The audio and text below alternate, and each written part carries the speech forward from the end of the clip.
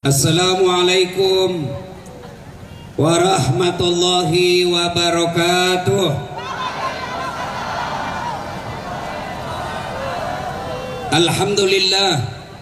Alhamdulillahi rabbil alamin. Wabihi nasta'inu ala umurid dunya waddin. Ashhadu an la ilaha illallah wa ashhadu anna Muhammadan abduhu wa rasuluh. Allahumma salli ala Sayyidina Muhammad wa ala alihi wa sahbihi ajma'in, amma ba'd. Faqad qala Allah subhanahu wa ta'ala fi kitabil karim. Bismillahirrahmanirrahim. Ya ayyuhalladzina amanu taqullaha haqqa tuqatih wa la tamutunna illa wa antum muslimun. Wahai orang-orang yang beriman, bertakwalah kalian kepada Allah dengan sebenar-benarnya takwa, dan janganlah kalian mati kecuali dalam keadaan beragama Islam. Wa qala idzan bismillahirrahmanirrahim. Ya ayyuhalladzina amanu udkhulu fis-silmi kaffatan wa la tattabi'u khutuwatis syaitan innahu lakum aduwwum mubin. Wahai orang-orang yang beriman, masuklah engkau ke dalam Islam secara sempurna, dan janganlah engkau ikuti langkah-langkah setan, karena sesungguhnya setan itu musuh yang nyata bagi kalian. Dan ternyata di sini juga masih ada setan yang berkeliaran. Setannya bukan pocong, setannya bukan popok, tapi apa setan yang ada di tengah-tengah kita? Bentuknya handphone. Orang sudah ceramah ini ibu masih sibuk juga itu. Itu setan itu, supaya kau tidak perhatikan ceramah. Ibu-ibu yang pegang handphone selama saya ceramah, saya doakan suamimu kawin lagi. Kenapa kau yang ribut? Capek mau kau hadapi istrimu. Ayo dia, ibu-ibu simpan dulu handphonenya, ndak usah rekam.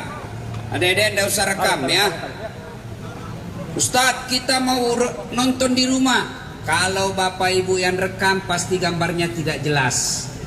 Ya, bagaimana pada caranya Ustadz? Ini ada kamera saya bawa. Ya, alhamdulillah ada kamera. Gambarnya lebih bagus, sudah diedit. Bagaimana caranya nonton Ustadz? Gampang. Buka YouTube. Tulis Tablik Akbar Pusamania bersalawat. Masya Allah, supporter bola salawat. Seumur-umur saya jadi penceramah, baru kali ini ada supporter bikin salawat. Biasanya supporter bikin gaduh. Ini luar biasa, bersalawat. Ya, alhamdulillah. Buka YouTube, tulis Pusamania bersalawat. Keluarlah itu ceramah saya malam ini. Ya, sudah itu jangan lupa like and share. Yang ketawa serius kayak ini. Sudah ku take Ustaz, tidak mau terputar ceramahmu. Ku pencet tidak mau terputar. Aku yakin tidak ada kuotamu. Simpan dulu HP, simpan dulu dek, simpan. Saya serius, simpan. Tidak usah kau rekam. Selama kau pegang HPmu pasti tidak serius dengar ceramah. Bisa ya? Ibu, tuh mas selfie lagi. Mana aku bisa tengok saya dari jauh? Saya kau jadikan background. Simpan handphone, nanti kita foto, sampai pagi kita foto. Ya, ibu-ibu kalau kita mau ceramah itu dia kejar kita, selfie dulu Ustaz, selfie dulu. Ulang Ustaz, kabur nih. Ulang Ustaz. Nah biar kau ulang 5 kali, mukamu memang kabur. Ibu bapak, saudara-saudara sekalian, wa qala idzan bismillahirrahmanirrahim. Innallaha wa malaikatahu yusalluna 'alan nabi. Ya ayyuhalladzina amanu sallu alaihi wa sallimu taslima. Sesungguhnya Allah dan para malaikatnya bersalawat kepada Rasulullah Muhammad sallallahu alaihi wasallam. Maka wahai orang-orang yang beriman, bersalawatlah kalian kepada Rasulullah dengan sebaik-baik salawat. Suatu kali Nabi lagi duduk-duduk dengan malaikat Jibril. Tiba-tiba Nabi melihat ada malaikat 1 juta jari-jarinya. Adik-adik, berapa jari-jarimu dek? Berapa? 10. Cacat kok itu. Masa tidak ada jari-jari kakimu? Ya toh, 20. Ini malaikat lagi 1 juta jari-jarinya. Nabi kagum dan bertanya, Jibril, malaikat apa itu? Banyak betul jari-jarinya. Jibril menjawab, itu malaikat pencatat air ketika hujan. Ada yang bisa catat air hujan? Ibu-ibu, ada yang bisa catat air hujan? Adik-adik, ada yang bisa catat air hujan? Kenapa tidak bisa? Kenapa? Biar banyak, kalau jatuh satu-satu bisa ku catat. Ini banyak jatuhnya bareng-bareng dan laju, tidak mungkin bisa dicatat. Lalu Nabi bertanya kepada malaikat itu, wahai malaikat, apa betul kau mampu mencatat air ketika hujan? Ya, ku catat yang jatuh di gunung, ku catat yang jatuh di darat, ku catat yang jatuh di laut. Semua aku catat, tak setetes pun yang tidak aku catat ya Muhammad. Lalu Nabi berkata, wih hebat betul ya. Dan malaikat ini berkata, malaikat pencatat hujan, ya Muhammad, ada satu yang tidak mampu aku catat. Apa gerangan? Ketika umatmu berkumpul di lapangan stadion Segiri, lalu mereka bersalawat bareng-bareng, saya tidak bisa berhitung berapa banyak Allah turunkan pahala di tempat itu. Allahu Akbar. Air hujan yang turun tadi lebih banyak jumlahnya pahalanya orang yang berselawat ketika kumpul seperti ini. Maka ketika kumpul seperti ini Bapak Ibu sekalian, jangan sia-siakan, manfaatkan salawat bareng-bareng. Salawat sendiri ada pahalanya tapi tidak banyak. Salawat bareng-bareng pahalanya lebih banyak daripada jumlah air hujan. Maka saya mau ajak kita semua salawat. Bisa? Bisa? Saya mau dengar mana lebih kencang suaranya, bubuhan lelakian dengan bubuhan babinian. Bujur kalau? Mak bahasa Banjaratuna naugi. Nah, coba kita dengar. Ibu-ibu, bapak-bapak kita tanding, mana lebih besar suaranya? Bisa toh? Laki-laki diam, ibu-ibu dulu. Kau yang merasa jenis kelamin laki-laki diam dulu. Nah, kita dulu perempuannya dulu. Ayo salawat bareng-bareng. Ya. Salatu salamullah keras Rasulillah salatu ala yasin. Nilainya 8,5. Sekarang ayo, ini yang cowok.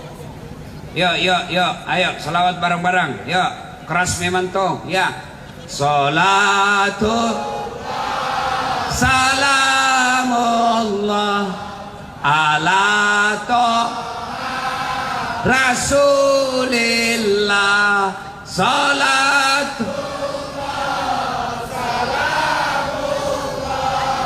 ala yasin. Nilainya 9,5. Kalah kok. Sekarang diam. Yang merasa berpakaian apa kan namanya ini, lango-lango, oren. Kau yang merasa sporternya Pusamania, kasih keras suaramu. Yang baju orange, ayo bareng-bareng, yuk. Suamu di sana juga, di sini juga. Ayo bareng-bareng. Nah, sholat. Hai lobe. Tanda-tanda nakala ko pesen. Ayo keras. Salat. Salatu ala yasin. Ya, 7,2. Tanda-tanda na beta ko pesen. Saya tahu ini sporternya Pusamania main 2 kaki. Dia dukung Borneo. Kalau PSN tidak main.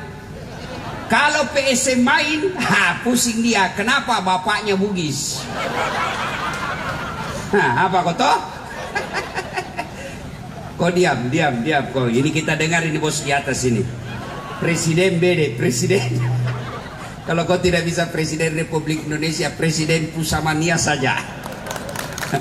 Ayo bareng-bareng. Kau diam semua, kau diam. Kita dengar ini di atas ini merasa bos. Ada tentara sama polisi kita kerjai hari ini. Nah, ayo Pak Tentara, Pak Polis. Woi, Bu, yang memusuhi polisi. Kau kira enak hidupmu kalau tidak ada polisi? Hah? Woi, motormu dirampok, suamimu dibunuh, siapa kau cari? Hah? Siapa? Poli. Apa? Jaga kau. Siapa yang cari? Apa rambu? Hei, Bu, tanahmu diserobot tetangga. Siapa kau cari? Apa rambu? Hei, kau tahu enggak berapa polisi di Indonesia? 470.000, hampir setengah juta polisi Indonesia. Itu baru satu yang jahat. Masih banyak polisi Indonesia yang jauh lebih baik daripada yang jahat. Salah satu diantaranya yang hadir malam ini. Lihat nih. Coba pilih caleg, pilih kok dia. Ada caleg hadir? Ada anggota dewan hadir? Ada? Coba kalau mau pilih caleg biar tidak diundang, datang semua. Itulah caleg kalau mau dipilih. Sama kita pun sama nih. Ini kartu namaku, pilih Kak, cepuk pilih Kak. Begitu terpilih tidak pernah kelihatan. Ada begitu di Samarinda? Ada? Banyak? Kau salah, kenapa kau pilih Dongo? Kan yang kau pilih Pak Bote. Hei, Bu, hei, saya pergi ceramah, macet mobil, tidak bisa lewat. Wih, saya baca surah Yasin, tidak gerak mobilku. Ku baca ayat kursi sudah 2 kali hatam, tambah macet. Begitu datang polisi lalu lintas, Ustaz Das'ad, maju Ustaz, lancar. Makanya jangan musuhi polisi. Ini kok kira bisa ini acara berjalan kalau polisi tidak kasih izin? Iya, iya toh. Makanya jangan musuhi polisi. Polisi juga jangan musuhi ulama. Kenapa? Karena kalau mati kok siapa bungkus kok? Iya toh.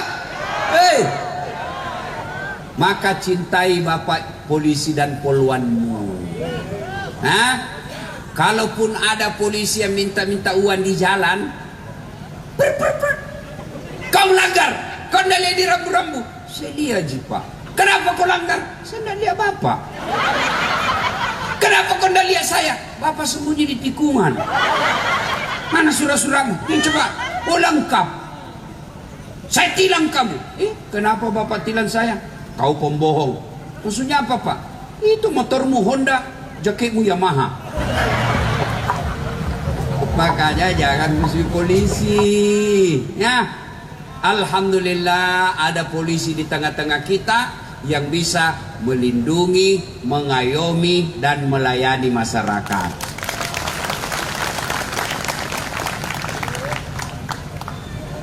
Bapak Ibu saudara-saudara sekalian, bersalawatlah kepada Rasulullah Muhammad sallallahu alaihi wasallam. Ibu bapak saudara-saudara sekalian, sebelum saya berceramah saya mau kasih hadiah yang bisa jawab pertanyaan saya. Tunggu dulu, ini yang baju apa ke warnanya ini? Oranye. Di kampungku bilang warna lango-lango. Ya wajah oranye, sini kok saya kasih kau hadiah. Hei, ada yang mau? Kau yang berdiri. Sini kok. Nggak yakin saya pemain bola ini, besar perutnya. Coba sini. Ketua Panita, uang 100.000 ini bos. Beda rasanya uang Ustadz dengan uang Kapolsek. Sini kau, sini. Nah, sebutkan susunan pemain dalam sepak bola. Ku cabut kartu supportermu kalau kau tidak tahu. Tapi sebelum kau jawab ada passwordnya. siapa namanya neneknya Presiden Pusamania? Nggak tahu Ustaz. Pak Cetong. Ayo.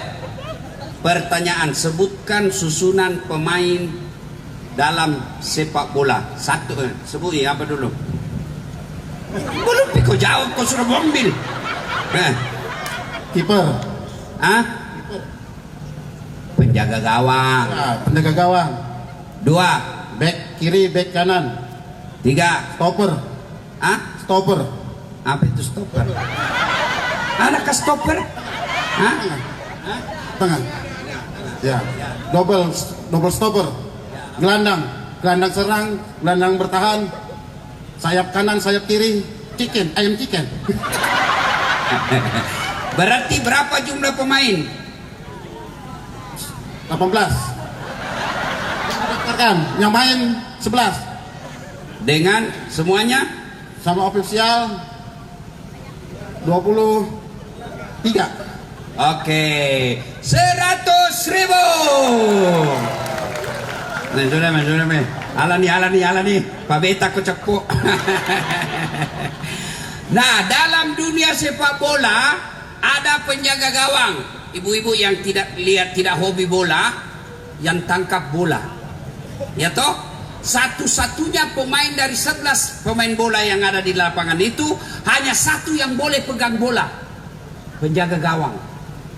Yang kedua, ada lagi yang namanya bek kiri, bek kanan. Ini yang jago mak tepo. Ya? Ada lagi penyerang, bek kiri gelandang, ada juga gelandangan. Saya biasa di situ. Nah, macam-macam. Ada susunannya. Tapi percayalah, hikmah pengajian kita pertama, tidak boleh penjaga gawang merasa lebih hebat dari pencetak bola. Tidak boleh playmaker. Cocok itu? Tidak boleh pelatih merasa lebih jago dari pemain. Tidak boleh penyerang merasa lebih hebat daripada penjaga gawang. Mereka adalah satu tim yang kalau satu kurang pincang permainan, maka tidak boleh dalam tim ada yang merasa lebih sombong dan lebih hebat dari yang lain. Artinya pulang pengajian yang pertama kau bawa pulang, singkirkan sifat sombong. Abiangi macingkang, maborro, matempo, buang. Apa yang membuat kita biasa sombong? 1, pangkat jabatan. Ini ada tentara loreng, ada polisi, jangan sombong. Kenapa? Mau kau sombong atau apa saja pangkatmu naik tek, apa? Pensiun. Ya toh Pak? Ya Pak? Bapak polisi kalau papa tentara sudah pensiun masih mau pakai baju lamban-lamban begini ke pasar Sigeri? Nah, bilangi korang gila itu bapak. Apa yang mau kau sombongkan dengan pangkat? Ustadz, nih dalam hidup ini kau merasa Ustadz Dasat hebat, tidak boleh sombong. Kenapa? Saya bisa seperti ini bukan karena saya hebat, tapi karena ada yang nonton. Bayangkan kalau saya ceramah tidak ada yang nonton. Berapi-api saya ceramah di sini 2 jam berapi-api, tidak ada yang nonton. Lewat Presiden Pusamania, apa dia bilang? Sudah lama sakit itu Ustaz. Iya toh? Apalagi yang kamu membuat dia sombong? Jangan sombong. Kenapa? Pasti ada batasnya.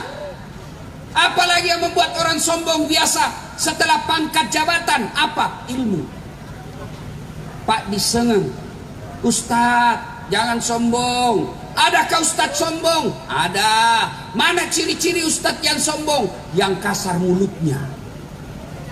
Mana lagi ciri-ciri Ustadz yang sombong? Yang suka mengkafir-kafirkan orang, sedikit-sedikit kafir. Yang mana lagi sombong? Yang tidak mau menerima perbedaan pendapat. Satu maulid, satu tidak maulid. Satu kunut, satu tidak kunut. Satu taksiat, satu tidak mau taksiat. Langsung dia bilang itu sesat. Ciri-ciri Ustadz sombong. Maka jangan sombong gara-gara ilmu. Kenapa? Kalau Allah marah, dia cabut ilmumu. Kalau Allah marah dia cabut ilmumu. Pikun. Bu, tahu pikun? Tahu pikun? Ada obatnya? Tidak ada. Apa yang kamu sombongkan? Kalau Allah marah dia cabut ilmumu. Pikun. Ada di Makassar, ibu, saya tidak tahu cerita ini benar atau tidak. Banyak sekali gelarnya, dosen. Begitu dekat-dekat pensiun, mulai pikun-pikun. Diprotes sama istrinya, Pak, biasanya kalau kau mau pergi kerja, kau cium-cium jidatku. Ini sudah hampir 2 minggu, kau tidak pernah lagi cium-cium saya. Dalam hati suaminya, astagfirullah, berarti siapa ku cium selama ini? Ternyata pembantu nana cium. Apa kau mau sombong? Apa kau mau sombong? Allah cabut ilmumu, kau tidak bisa bedakan mana pembantu, mana istri. Jangan juga modus Pak Presiden. Mantan-mantan sudah dengar begini, besok pura-pura masuk kamarnya Pak. Kukira mamamu nak. Apa yang kita mau sombongkan dengan ilmu? Pangkat jabatan pasti ada habisnya. Apalagi yang biasa orang membuat sombong. Apa? Kaya. Kaya tahu sombong. Kau mau sombong dengan kekayaanmu, Allah marah. Dia titip penyakit dalam dirimu. Akhirnya apa? Duitmu banyak tapi tidak ada bisa kau makan. Ibu-ibu, Bu, pernah lihat ada orang kaya tidak ada bisa dia makan? Pernah? Saya lihat orang kaya kalau ditraktir saya makan. Enak-enak semua makan. Saya bilang, mana dulu saya makan ini semua enak. Ini orang kaya, begitu dia sudah duduk, apa dia pikir? Asam urat, kolesterol, dilarang makan daging, dilarang makan garam, dilarang makan gula, dilarang makan nasi. Astagfirullah, nasi dilarang makan. Apa enaknya uangmu? Nasi dilarang makan. Kalau Allah marah, duitmu banyak, dia cabut rezekimu. Akhirnya apa? Tidak ada yang bisa kau makan. Maka jangan pernah sombong. Adik-adik sekalian, ingat kisahnya kenapa setan diusir dari surga? Salah satu sebabnya karena dia sombong, tidak mau tunduk kepalanya di hadapan Adam ketika Allah perintah, seluruh makhlukku, inilah Adam, manusia paling mulia, silakan kau hormat kepadanya. Malaikat hormat, tumbuh-tumbuhan binatang hormat. Satu makhluk Allah yang tidak mau. Apa itu? Iblis, jin, akhirnya diusir dari surga. Maka jangan sombong. Apa yang kita mau sombongkan? Pusat pengajian kita malam ini hikmahnya satu, jangan sombong. Ada 3 temannya setan kata Allah dalam hadits qudsi. 3 temannya setan. Satu diantaranya orang kaya yang sombong, kaya harta, kaya pangkat, kaya ilmu, kaya ibadah, sombong temannya setan. Tapi orang masih maklum, ya pantaslah dia sombong. Dia kaya juragan tambang, pantas dia sombong. Dia kagak terkenal satu Indonesia, pantaslah dia kaya. Dia wali kota. Tapi meskipun orang bilang pantas, kamu temannya setan. Tapi ada orang sudah tidak terkenal, pengangguran, jelek mukanya, bau mulutnya, busuk keteknya, rumahnya kontrak-kontrak, sombong lagi. Bukan kau temannya setan, kau sudah jadi setan cilaka. Dan puncak kesombongan manusia kepada Allah adalah tidak mau sujud di hadapan Allah. Itu nih sombong, paling sombong. Bu, adik-adik, saya tanya ini, dalam anggota tubuhmu ini, dari kaki sampai kepala, mana yang paling terhormat? Anggota tubuh paling terhormat, ibu-ibu, apa? Kepala. Orang bercanda, dorong pantatnya masih ketawa. Kau dorong perutnya, masih ketawa. Tapi coba kau dorong kepalanya, dorong kepala, kurang ngajar ini. Iya toh, kenapa? Kepala barang terhormat. Apa yang paling hina? Dalam anggota tubuh kita apa yang paling rendah? Kaki. Makanya orang tersinggung kalau dikasih kaki. Kau kasih saya uang, Weh dah saat mau ke uang. Ya ini ambil mangkuk ini. Jako indah saya. Biasa miskin jako indah. Lo gajak kue. Kenapa? Kaki anggota tubuh paling hina. Marah orang. Tapi ketika kau sholat, lihat anggota tubuhmu yang paling mulia. Kau rendahkan sujud di lantai sedasar, sejajar dengan kakimu yang paling hina. Kenapa? Karena kau lagi menghamba menghadap kepada Allah. Maka orang yang sombong adalah sesungguhnya orang yang tidak mau sholat. Hei, ini nih penyakitnya sporter. Banyak tidak sholat kalau pergi nonton bola. Hah? Hei, hei, hei. Mau kau berkah pergi nonton bola, mas sambayang kau bos. Sholat. Tapi bagaimana kita mau sholat Ustaz? Di stadion tidak ada lapangan bola. Itu gunanya bawa kau itu namanya alas-alas. Ustaz, dilupa bawa alas Ustaz. Di sini boleh kau sholat? Boleh. Ini sudah bersih. Ada debu. Debu itu suci. Tapi baiknya kalau kau cinta dunia akhiratmu, kau cinta masa depanmu yang sesungguhnya, setiap kau pergi bola, bawa kau alat sholat, sajadah yang tipis-tipis, paling tidak lembaran koran. Ya, sudah bawa Ustaz, tapi tidak ada tempat wudhu. Itulah sebabnya setiap kau mau pergi nonton, wudhu memang mako. Kau wudhu baru pergi nonton bola. Sudah itu tahan kentut.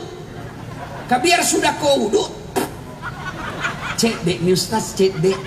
Sedikit aja bujur ulun. Biar sedikit batal. Tapi tadi kita bersentuhan perempuan Ustaz, beda. Kalau kentut tidak ada ulama mengatakan tidak batal, semua katakan batal. Kalau bersentuhan perempuan, nah ini ada ulama. Kalau Syafi'i batal wudukmu. Imam Ahmad, selama kau tidak nafsu tidak batal. Jadi misalnya dalam stadion nonton, tiba-tiba bersentuhan perempuan, selama kau tidak nafsu tidak batal wudukmu. Kau sama cewekmu pergi nonton bola, pasti batal. Kena ndak nafsu, bale kau. Hei. Tiba waktu sholat Ustaz, tidak ada tempat. Nih, misalnya lapangan sana, orang lagi main bola, kiblat arah sini. Ya sudahlah, kau menghadap ke sana sambil sholat. Sholat duduk boleh dalam keadaan darurat daripada kau tidak sholat.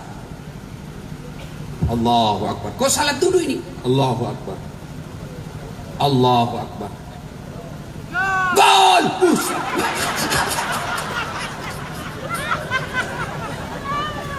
Makanya kalau pertunjukannya jam 4, sholat maku dulu.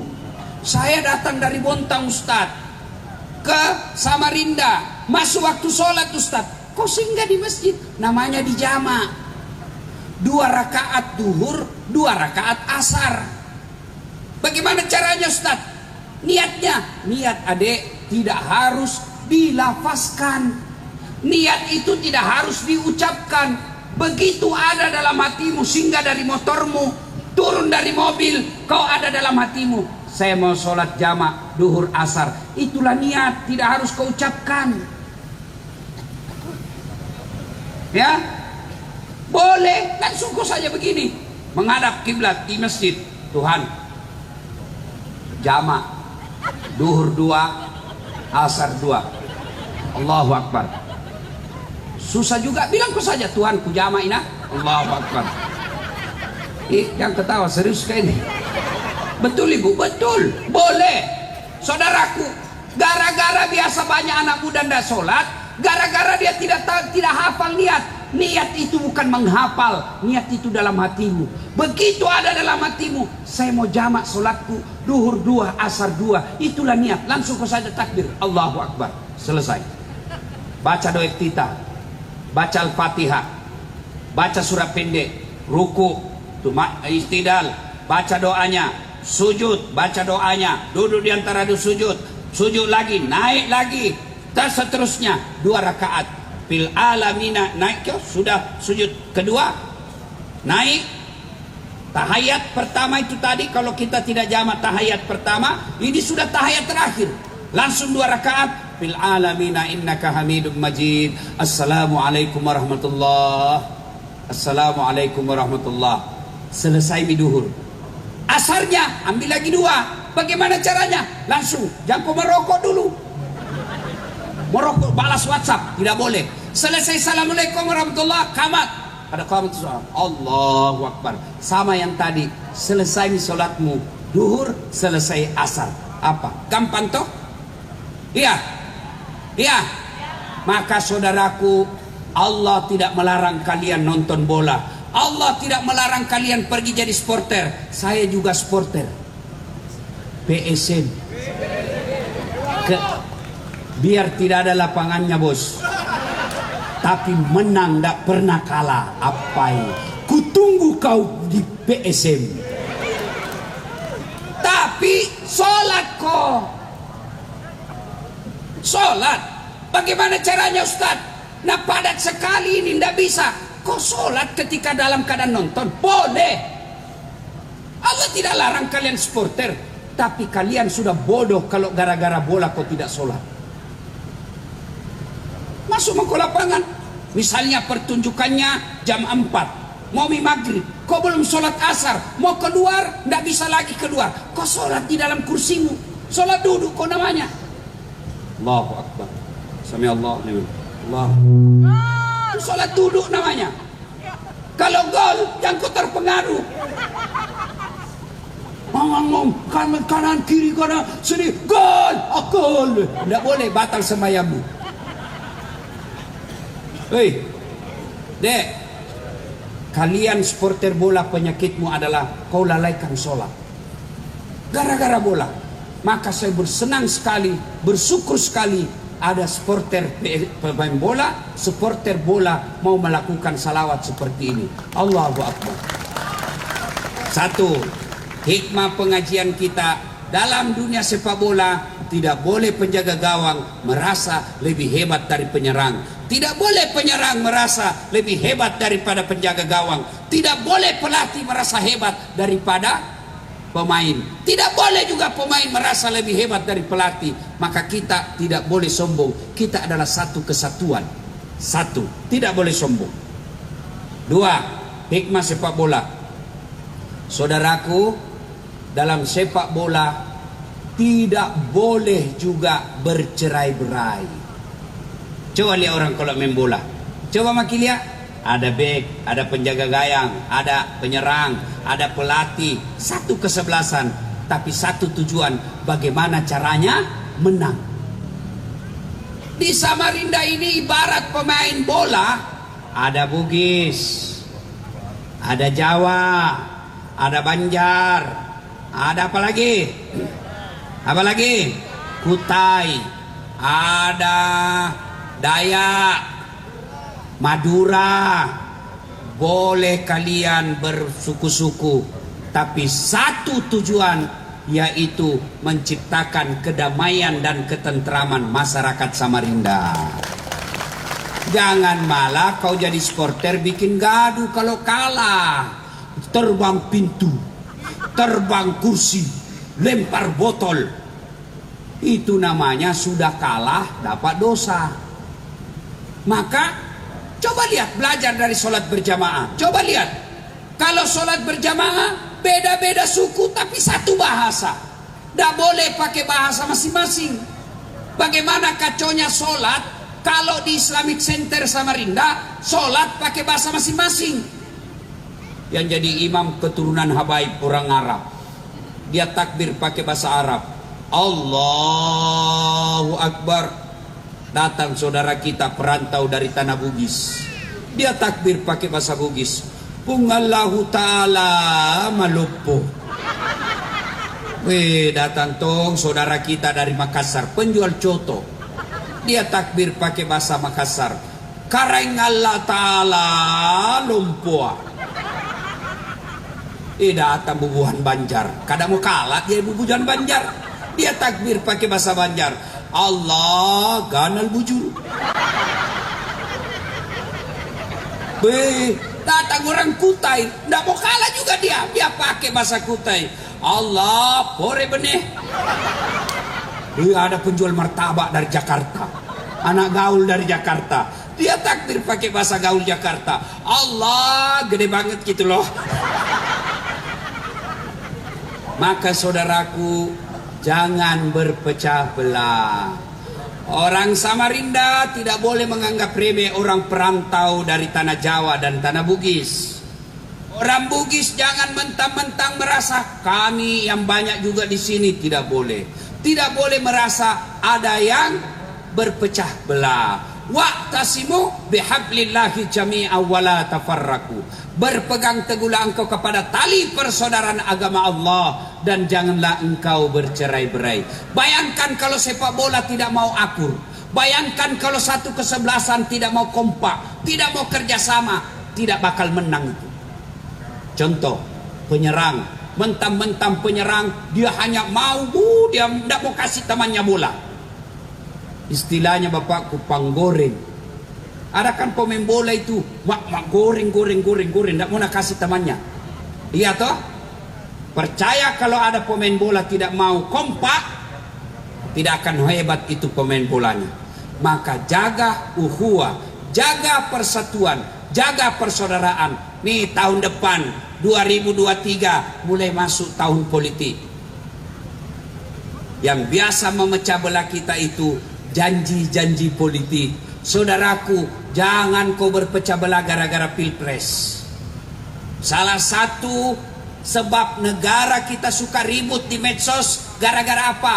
Yang cebong kampret belum akur. Padahal Jokowi Prabowo sudah satu paket sekarang. Bahkan sudah mau coblos lagi orang. Kalian masih baku musuh tetangga gara-gara beda pilpres. Jangan, silakan kalian berbeda pilihan, berbeda politik, berbeda partai, berbeda calon, silakan berbeda-beda, tapi jangan kau bertengkar. Apalagi gara-gara janji politik kamu mau berpecah belah, bodoh. Jangan percaya. Coba-coba 2023 ini mulai misalnya politisi penampilannya kala-kala ustad. Tidak pernah dilihat pakai songkok. Tiba-tiba pakai songkok, tiba-tiba pakai serban, tiba-tiba pakai jilbab, keluar masuk masjid. Karena apa? Karena mau dicoblos. Sudah dicoblos, nah lupa lagi masjidnya. Ya, maka saudaraku, jangan kalian berpecah belah gara-gara pilcaleg. Jangan kalian berpecah belah gara-gara pilkada. Jangan berpecah belah gara-gara pilpres. 2023, 2024 ini akan ada pilkada, pemilihan kepala daerah Kota Samarinda, pemilihan caleg, pemilihan presiden. Boleh saudaraku beda pilihan, tapi jangan gara-gara beda pilihan kalian apa? Kalian berpecah belah, menyampaikan fitnah di medsos, menyampaikan berita bohong di medsos, menghasut, memfitnah, menjelek-jelekkan. Jangan. Saudara, kita umat Islam tidak boleh menjadi buta politik. Tidak boleh kau tidak peduli tentang politik. Kenapa? Karena politik inilah yang mengatur kekuasaan.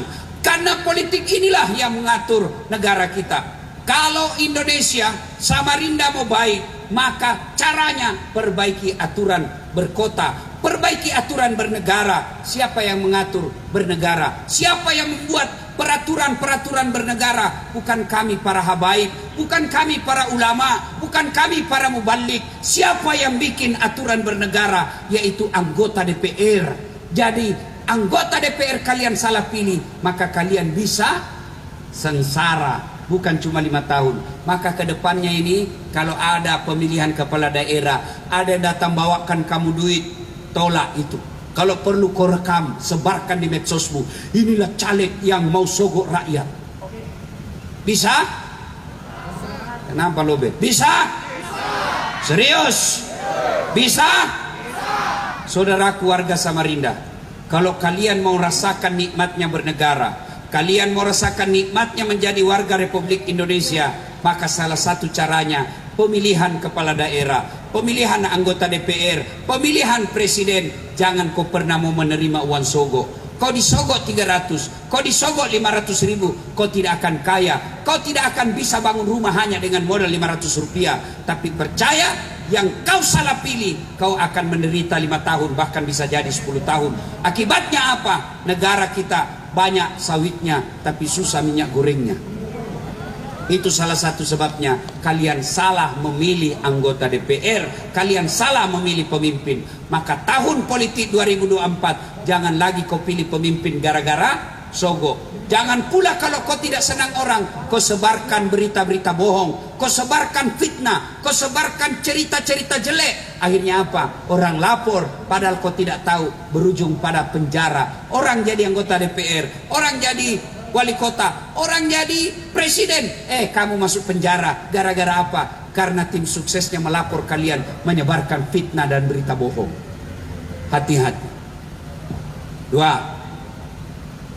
Hikmah sepak bola itu persatuan, ukhuwah, wa'tasimu bihablillahi jami'an wa la tafarraqu. Yang ketiga hikmah sepak bola.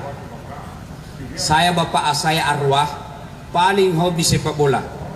Kalau saya biasa tidak nonton, dia kasih bangun, dia paksa motoko, nontongi. Saya tidak suka, motoko.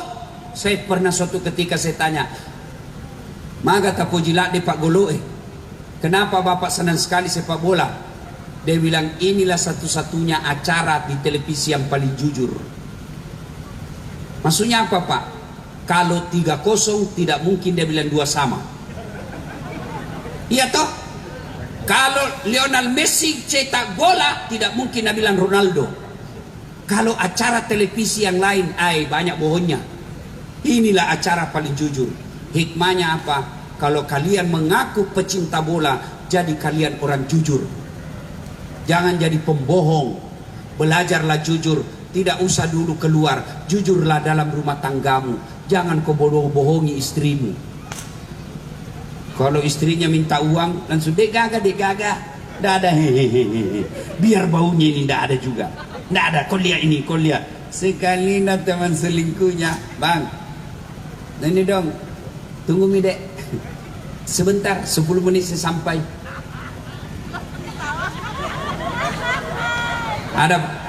Ada begitu di sini? Ada ibu? Bu, ada suamimu tukang bohong? Ada? Dengar juga bu, ada 3 bohong yang boleh, halal, tidak berdosa. Satu diantaranya bohongnya seorang suami untuk membahagiakan istrinya. Boleh. Bohong yang bagaimana itu dimaksud Ustaz? Misal ibu pergi ke pasar Segeri, beli baju untuk hadiah ulang tahun suami. Ibu termasuk tidak tahu warna yang bagus. Dia tidak tahu warna kesenangan suaminya. Dia belikanlah baju. Bang, selamat ulang tahun bang. Nih ada oleh-oleh hadiah. Suaminya lihat warnanya. Deh, jelek nah ini. Warna zaman dahulu kala ini. Dia bilang suaminya, bagaimana bang? Enak, bagus nih. Inilah hadiahmu paling cantik. Tidak ada samanya di Samarinda. Ya tidak ada karena jelek. Maka bohong seperti itu boleh. Bahkan suami kalau jujur bisa jadi dosa. Bagaimana ini bang? Dongok memang kau. Tidak ada kau tahu beleng-beleng memang ini. Masa tidak tahu pilih pakaian juga bodoh goblok. Mak tentu sakit hati istrimu. Sudah setengah mati kasihan kumpul uang. Pergi pasar jalan kaki. Dia belikan kau hadiah. Baru kau bilangin dongok-dongok. Nah bilang istrimu dongok-dongok. Kenapa kau mau sama saya? Karena ada juga itu suami istri begitu. Bertengkar, matam pusing. Wajah, hamil lagi. Ada kalau? Ada? Nah, kaulah itu. Bu. Maka kalau cinta dunia sepak bola, jujurlah. Rumah tangga mulai retak berawal dari kebohongan. Jujur saja. Jujur. Kalau tidak ada duit, bilang tidak ada. Kalau ada, jangan bilang tidak ada. ibu juga kalau suamimu sudah jujur, jangan kau masih bilang bohong. Sudah dah bilang, dah ada, mana HP-mu? Coba kau. Ada juga itu istri kalah-kalah Satpol PP.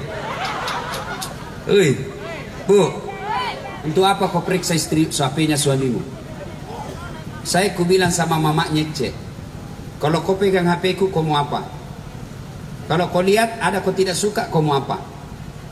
Ayo, misalnya ada chatting tidak enak kau baca, ada kirim tanda lope-lope, kau mau apa? Bilang kau ibu mau apa misalnya? Hah? Marah, ceraikan saya. Kau rugi. Senam itu yang kirimi lope. Pak Betai. Apa? Kau bilang sama Nyece, kau mau dicerai? Cerai pagi, sore ada mi dapat ku ganti. Maka kalau ada kau tidak suka di HP, kau tidak tanggung dosanya. Daripada sengsara hatimu, daripada gelisah hatimu, pasti ini, tidak bisa kau tenang. Lebih baik kau biarkan HP-nya. Dia berdosa, dia dapat dosanya. Ya ibu, sampai di mana kehebatanmu periksa HP? Kau periksa HP-nya, memang nak kasih kau, ternyata ada HP cadangannya. Kau periksa namanya, ternyata ada nama salah-salah. Wali kota 1, wali kota 2. Kalau saya, tulis di situ jual batu bata. Menelpon kita mengisi aku sekolahku dulu di kampung. Siapa Ustaz? Nabila mamanya Cik, ada telepon tak Ustaz? Siapa sayang? Penjual batu bata. Saya harus tenang karena kalau panik kentara. Oh biasa itu sayangku. Jangan kau angkat. Kenapa? Tagihan. Lolos. Kan perempuan kan paling takut tagihan. Jangan kau angkat sayang. Tagihan itu. Selamatlah saya. Aman. Suatu ketika saya pulang ceramah. Mau sekali kak minum teh. Bikinkan dulu teh saya. Nah bilang saya lagi ajar receh mengaji. Saya bilang mana gula? Nah bilang ada di dapur. Ada di tulisannya itu di toples. Lihatlah. Sekali ku minum, kenapa asin? Saya pergi lihat tulisannya gula, isinya garam. Saya pergi protes, kenapa kau tulis ini gula baru isinya garam? Nah bilang, apa itu juga, lain kau tulis lain isinya. Bu,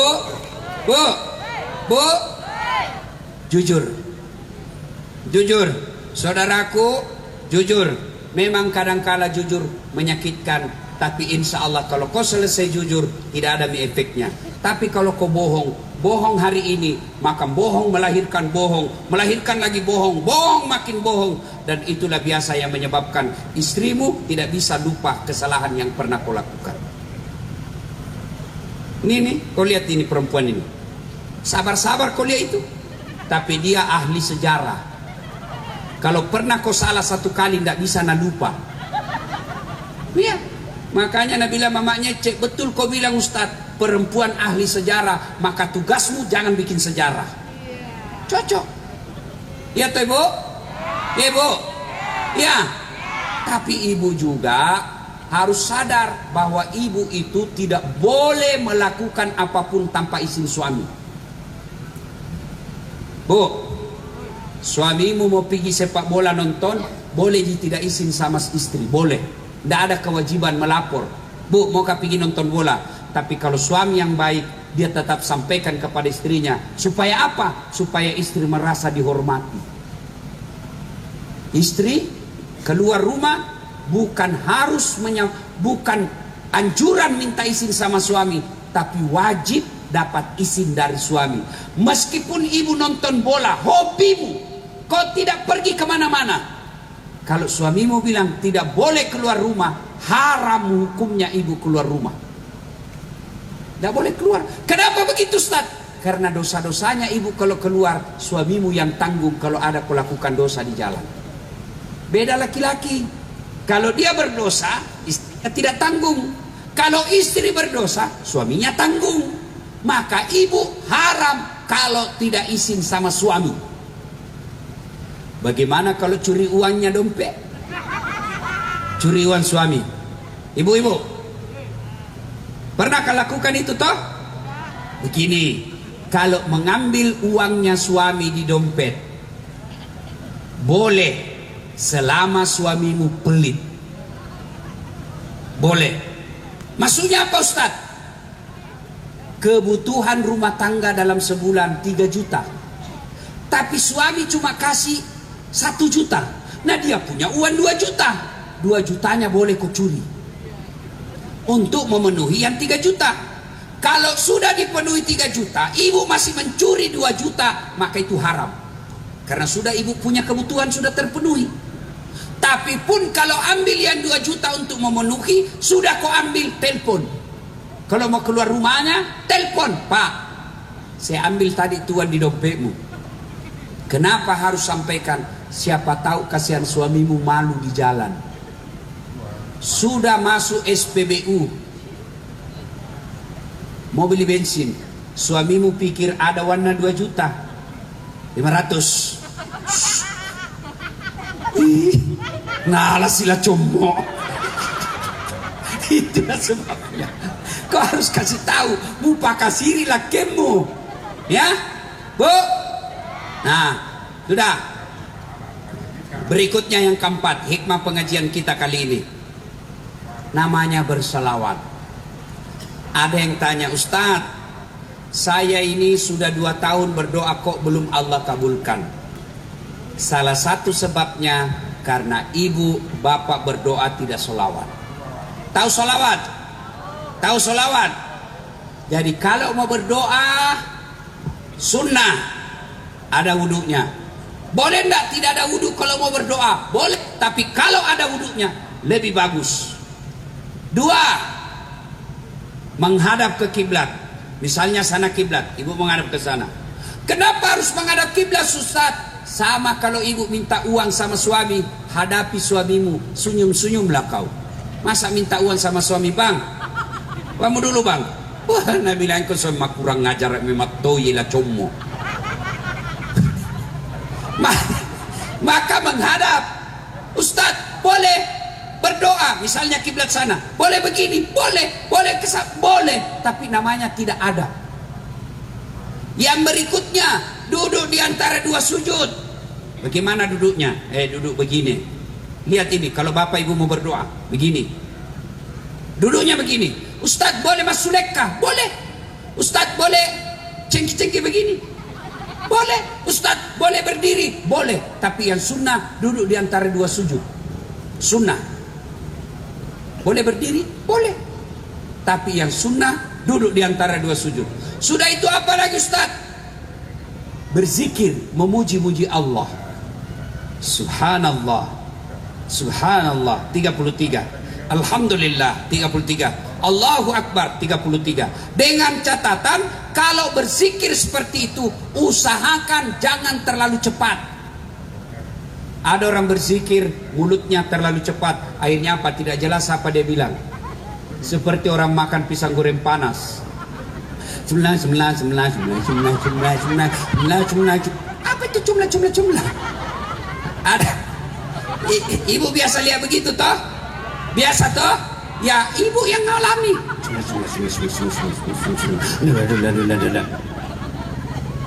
Puji-puji Allah, subhanallah, subhanallah 33 kali, alhamdulillah 33 kali, Allahu Akbar 33 kali. Sudah itu mengangkat kedua belah tangan. Posisi tangannya Bapak Ibu kiri kanan merapat. Begini. Ustaz, boleh begini? Boleh. Boleh begini? Boleh. Boleh begini? Boleh. Ada banyak sekali nak minta. Boleh. Tapi yang sunnah seperti ini. Sudah itu syarat berikutnya bersalawat kepada Rasulullah Muhammad sallallahu alaihi wasallam. Siapa yang berdoa tidak diawali dan diakhiri dengan salawat kata Nabi, maka doanya tergantung antara langit dan bumi. Itulah pentingnya salawat. Nah, jadi kalau mau berdoa, salawat dulu. Ya Nabi salam alaik, ya Rasul salam alaik, ya Habib salam alaik, salawatullah alaik. Itu minimal itu. Atau kalau mau syahdu, ya Nabi salam alaika, ya Rasul salam alaika. Selawat sebanyak-banyaknya baru minta. Berdoa tidak harus pakai bahasa Arab. Ibu boleh berdoa sesuai bahasa masing-masing. Bahkan Nabi katakan, bahkan boleh pakai bahasa isyarat. Berdoa. Ibu tidak tahu. Ibu, halo. Bu, yang di belakang. Mau saya ajarkan doa anak soleh. Supaya anaknya hafal Quran. Lebih hebat daripada ulama yang ada sekarang. Mau ibu? Mau? Ayo ikut bareng-bareng. Ini doanya. Bismillahirrahmanirrahim. Allahumma barik lana. Beleng-beleng. Apa doa anak soleh itu? Doa mau makan itu. Karena kau tidak tahu bahasa Arab. Itu tidak harus pakai bahasa Arab. Bahkan boleh ibu pakai bahasa Bugis. Puang, tak dampang ngak kesi. Megala dek ni dosaku. Tapi ini mi puan lo sompa. Ini tu mi puan lo tulungi. Boleh bahasa Bugis. Bahkan boleh pakai bahasa isyarat.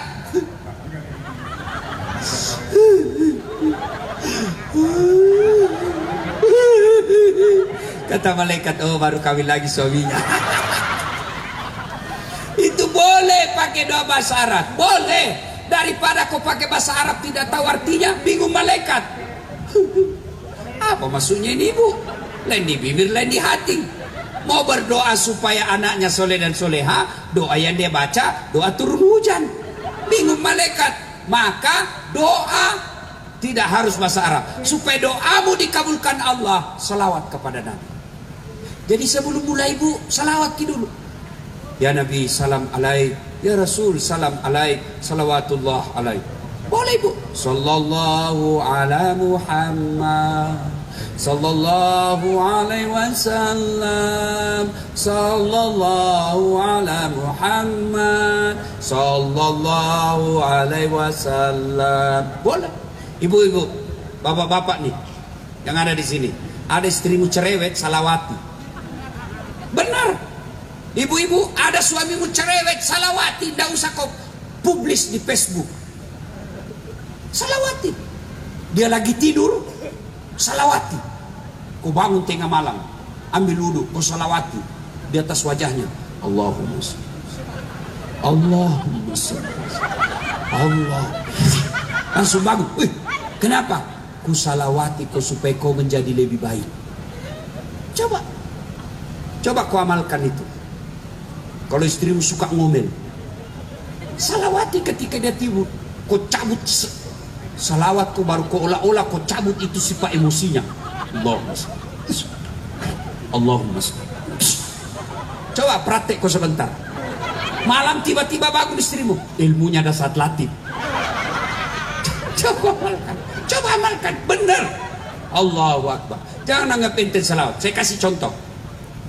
Saya sahabat dengan misal Idris sini. Ada anaknya Idris nakal betul. Saya mau bicara mana, kasih kempes bom mobil. Begitu Idris lebih awal mati, datang itu anaknya minta tolong Ustaz, tolong saya mau bayar kasihan uang sekolah. Saya ingat, ini mi anak-anak kurang ngajar, tidak pernah dikasih tenang kita, tidak mungkin saya bantu. Datang istri saya, jangan kau lihat itu anak, ingat kau bapaknya.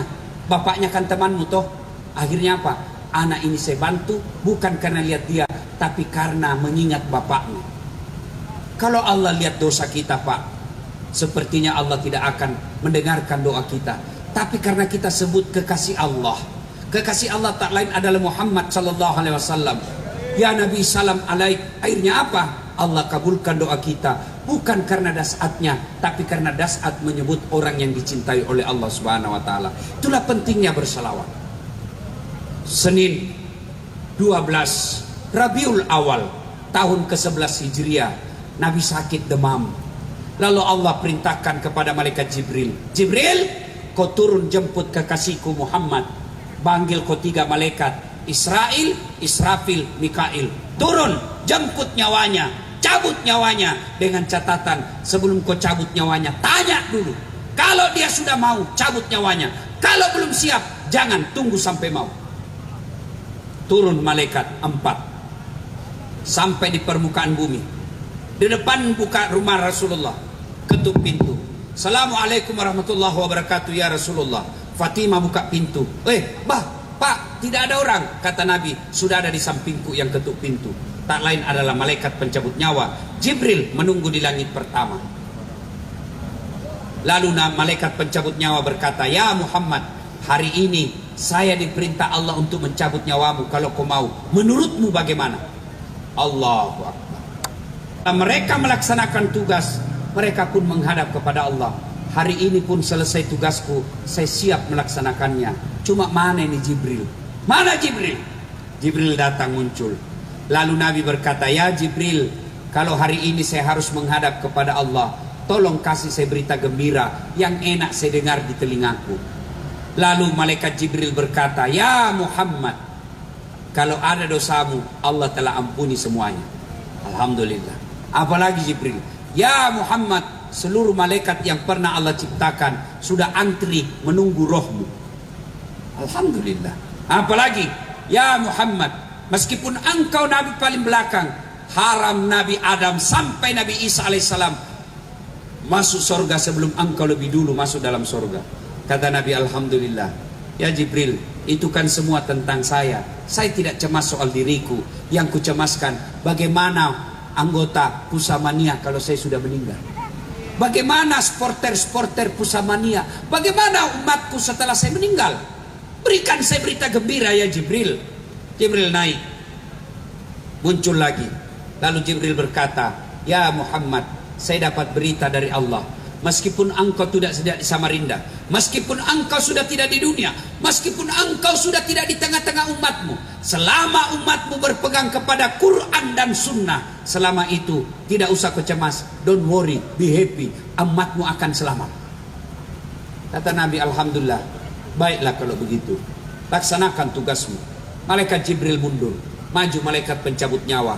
Lalu malaikat pencabut nyawa berkata, ya Rasulullah, maafkan saya sebenarnya tidak mampu melakukan, tapi ini saatnya Allah perintah saya melaksanakan tugas. Mundur malaikat Jibril, maju malaikat pencabut nyawa, mulai laksanakan tugasnya. Keluarlah rohnya Rasulullah, meninggalkan telapak kaki Rasulullah, menggigil Rasulullah, rohnya sampai ke betis, sampai ke paha, sampai ke perut, menggigil Rasulullah. Biji-biji keringat keluar di dahinya Rasulullah, keluar keringat di pipi Rasulullah. Lalu Jibril balik. Lalu Nabi melihat, ya Jibril, kenapa kau palingkan wajahmu? Apa kau jijik melihat saya sekarang? Kata Jibril, ya Muhammad, demi Allah yang menguasai langit dan bumi, saya bukan jijik melihatmu, tapi saya tidak tega melihat engkau menghadapi sakaratul maut. Nabi lalu berkata, ya Jibril, andai saja Allah tidak sayang dan cinta kepadaku, maka aku rasakan betapa sakitnya sakaratul maut ini. Lalu Nabi berdoa, ya Allah, kumpulkan seluruh sakitnya sakaratul maut, kumpulkan semua perihnya sakaratul maut, jangan kau berikan kepada umatku. Kumpul semua, hanya saya yang tanggung sakitnya sakaratul maut, jangan kau berikan kepada umatku. Allahu Akbar. Begitu cintanya Rasul kepada kita. Sampailah roh Rasulullah di kerongkongan beliau. Lalu beliau meninggalkan 3 kalimat. Jaga solat kalian, jaga solat kalian, jaga perempuan di antara kalian, jaga perempuan di antara kalian. Dan yang terakhir Nabi ucapkan, kalimat terakhir yang keluar dari bibirnya Rasulullah, beliau tidak menyebut satupun keluarganya. Beliau tidak mengucapkan Hasan Husain cucu kesayangannya. Beliau tidak menyebut istri beliau Khadijah Aisyah. Tidak. Beliau tidak menyebut ibunya Aminah. Tidak. Yang disebut ketika Rasulullah ajalnya tiba, ummati, ummati, ummati, umatku, umatku, umatku. Begitu cintanya Rasulullah kepada kita. Sampai sakaratil maut pun beliau masih mengingat kita. Itulah cintanya Rasulullah kepada kita. Kalau kita cinta kepada Rasulullah, bagaimana caranya Ustaz? 1, banyak-banyak berselawat. Banyak-banyak berselawat. Saudaraku, ketika Anda pergi kantor, pergi kerja, naik motor kah itu, naik angkot kah itu, naik mobil pribadimu kah itu, banyak-banyaklah berselawat di atas mobil. Yang kedua, ketika kalian cinta kepada Rasulullah, pelihara warisannya, cintai warisannya. Apa warisan Rasulullah? Rasulullah tidak meninggalkan warisan emas, Rasulullah tidak meninggalkan istana, tapi warisan Rasulullah al-ulama'u warisatul anbiya. Ulama adalah pewaris para nabi. Alhamdulillah, saya kalau di Banjar ini, orang bilang bubuhan Banjar Pak, salah satu kelebihan bubuhan Banjar itu Pak, cinta guru. Sangat memuliakan gurunya, sangat menghormati ulamanya. Maka kalian kalau cinta kepada Rasulullah, cintai ulama. Jangan sampai kalian lebih cinta kepada wali kota daripada ulamamu. Jangan sampai kalian lebih hormat kepada artis daripada ulamamu. Kalau kalian cinta kepada ulama, follow ulamamu. Hei, Bu, kalian jangan sampai kau follow semua artis, selebriti, sementara ulama kau tidak follow. Adik-adik remaja yang ada IG-mu, kalau kau follow artis, apa kau dapat? Apa kau dapat kalau artis kau follow? Hai guys, bestie. Apa kau dapat? Kontennya kelihatan auratnya. Dek to napa ketendiko, napa ke Cina-Cina mo. Ayo. Tapi kalau ulama kau follow ulamamu, kau follow habaibmu, kau follow ustadzmu, samping kau dapat ilmunya, yang paling penting juga kau angkat derajatnya. Jangan sampai artis jutaan followernya, pengikutnya, sementara ulama pengikutnya hanya 1.300. Kalau kau cinta ulamamu, follow Dasat Latif.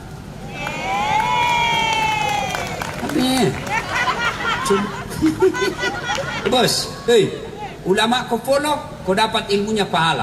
Kau amalkan ilmunya pahala. Kau sebarkan ilmunya pahala lagi. Kalau artis habis kuotamu, apa kau dapat? Maka cintai Rasulullah, sayangi ulama. Yang ketiga, kalau kalian cinta kepada Nabi, amalkan sunnah-sunnahnya. Silahkan amalkan sunnah sesuai kemampuanmu. Kalian yang mampu puasa Senin Kamis, amalkan mulai besok. Senin Kamis puasa, Senin bisa, Kamis tidak, Senin saja. Kalian yang mampu tahajud, tahajudlah setiap malam. Kalian yang tidak mampu tahajud, cari yang mampumu. Saya hanya mampu Ustaz pelihara sunnah pakai siwak. Itu kau amalkan, siwak saja. Ustaz, saya hanya mampu pelihara jenggot, peliharalah jenggotmu. Ustaz, saya hanya mampu pakai celana jingkrang, pakailah itu. Silakan. Ustaz, saya hanya mampu pakai parfum, pakai parfum, itu sunnah. Silakan, sunnah kecil-kecil saja. Ustaz, saya ikut cinta kepada Rasul. Cintai Rasulmu dengan cara apa? Amalkan sunnahmu sesuai kemampuanmu. Apa itu? Paling gampang, kemana-mana kau wudu, itu sunnah. Mau pergi nonton bola, wudu. Tiba waktu sholat, tidak perlu lagi kau cari tempat wudu, langsung kau menghadap kiblat sholat. Tiba-tiba di jalan kau ditabrak, pak, mati kau mati dalam keadaan Islam. Kenapa? Karena ada wudumu. Amalkan itu, sederhana. Saya cinta kepada Rasul, Ustaz. Bagaimana cara mengikutinya? Kau berpakaian putih, karena itu cinta kepada Rasulullah. Karena Rasulullah mencintai pakaian putih-putih. Saya cinta kepada Rasulullah, Ustaz. Alhamdulillah. Saya ikuti sunnah. Apa? Poligami. Boleh. Kalau kau mampu. Sunnah itu poligami, memang sunnah. Tapi bagi mereka yang amalannya seperti Nabi, tahajudnya bagus, sholatnya tidak pernah terlambat, Senin Kamisnya lancar, ngajinya tidak pernah alfa, tutur katanya bagus, Allah kasih kemampuan. Kalau kamu hari Jumat selalu terlambat, paling terlambat datang, paling cepat pulang. Orang khotbah kau tidur, potong kau sunnah, yang kau cari susah. Yang ketawa, serius orang ini bos. Tapi bu, kalau ada orang mau poligami, jangan kau hina. Boleh kau tidak setuju, tapi jangan kau hina, karena itu halal dalam Islam. Boleh. Kalau kau tidak setuju boleh, tapi jangan kau bilang bodoh. Kenapa mau dipoligami? Ini semua ini. Ibu, mau kau cepat masuk surga? Itu nih. Nabi bilang banyak jalan menuju surga. Memang banyak, tapi macet. Bu, tahu enggak dalam Al-Quran ada 4 jenis rumah tangga? 1, suaminya beriman, istrinya kafir. Siapa? Nabi Lut. Yang kedua, suaminya kafir, istrinya beriman. Siapa? Fir'aun. Yang ketiga, istri kafir, suaminya pun kafir. Siapa? Abu Lahab. Yang keempat, istri beriman, suami beriman. Siapa? Ibrahim alaihissalam. Ibu-ibu pilih mana, Bu? Kira-kira dari 4 rumah tangga ini ibu pilih mana? Ibrahim, suami beriman, istri beriman. Mantap. Tapi ibu harus tahu, Ibrahim itu 2 istrinya. Dan sudah bilang di Makassar ibu-ibu, jangan Ustaz, Fir'aun saja. Coba Pak, kalau kita cerita poligami langsung dijadikan kita Fir'aun. Nah ibu bapak saudara-saudara sekalian, pada akhirnya yang paling penting saya tepasankan kepada saudara-saudaraku, para supporter sepak bola, pecinta sepak bola, ini yang paling banyak kita abaikan kadangkala adalah melalaikan sholat 5 waktu ketika kita pergi nonton. Ibu bapak saudara-saudara sekalian, banyak yang ingin kita sampaikan, tapi waktu jualah yang membatasi kita.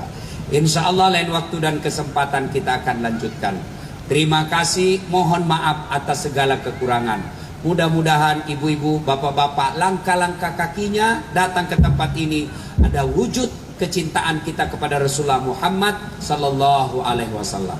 Meskipun kita tidak berjabat tangan, meskipun kita tidak berselfie-selfie, tapi percayalah, insya Allah Allah akan pertemukan kita bukan cuma dengan ulama-ulama kita, tapi pada akhirnya Allah mempertemukan kita dengan Rasulullah Muhammad Sallallahu Alaihi Wasallam.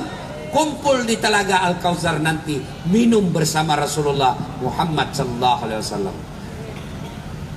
Bapak Ibu saudara-saudara sekalian, mudah-mudahan ada manfaat. Sebelum kita akhiri, mari kita kirimkan suratul Fatihah kepada Rasulullah Muhammad Sallallahu Alaihi Wasallam. Khasiat dan keutamannya kita ikhlaskan untuk orang tua kita masing-masing, baik yang alhamdulillah masih sehat walafiat, terutamanya orang tua kita yang sudah jadi arwah. Mari kita kirimkan suratul Fatihah ila hadratil Nabi Mustafa Muhammad sallallahu alaihi wasallam. Al-Fatihah. Bismillahirrahmanirrahim. Iyyaka na'budu wa iyyaka nasta'in. Shiratal ladzina an'amta 'alaihim ghairil maghdubi 'alaihim waladdallin. Amin. Terima kasih. Usikum wa nafsi bitaqwallah. Assalamualaikum warahmatullahi wabarakatuh.